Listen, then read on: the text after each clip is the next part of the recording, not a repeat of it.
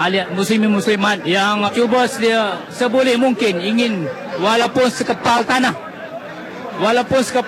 ingin membantu kembang persemadian bekas Menteri Besar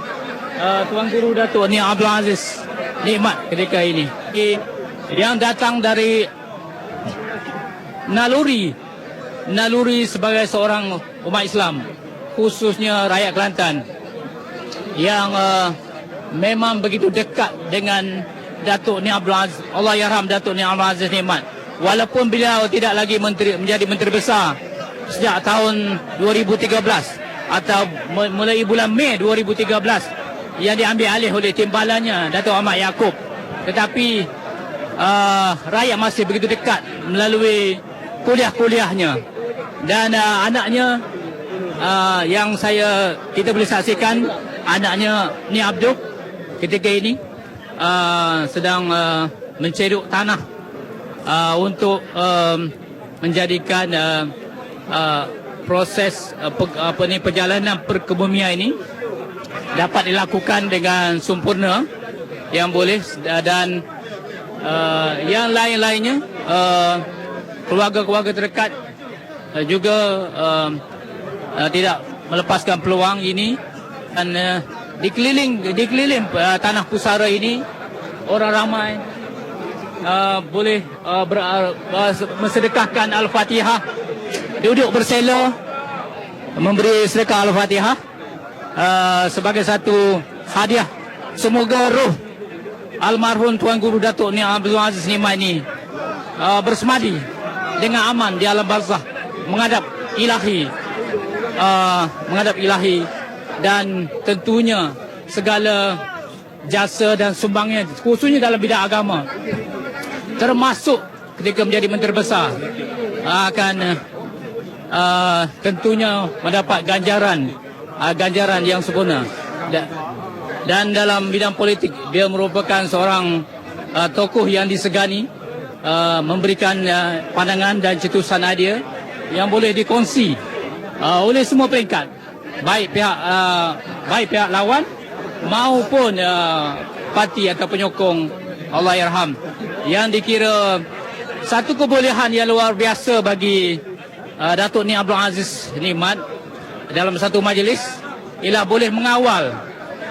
para penyokongnya yang mungkin tidak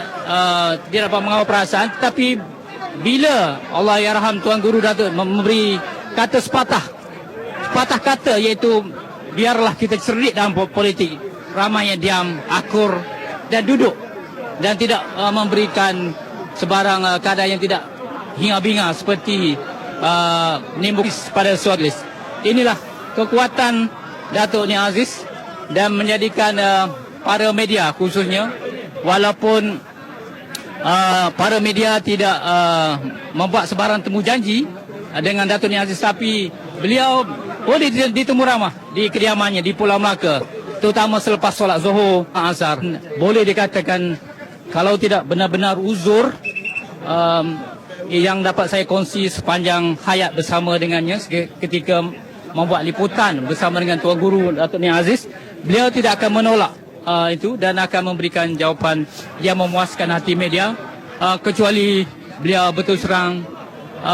menggunakan perkataan minta maaf, anak uzur hari ini. Itu kata-kata yang masih saya ingat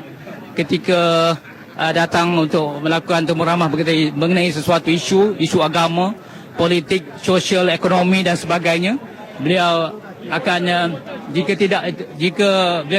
beliau tidak ada keletihan atau sakit tidak ada ruang, beliau akan menolak dengan penuh berhemah, hingga para media rasa para media cukup terharu dan dapat meninggalkan majlis rumahnya dengan keadaan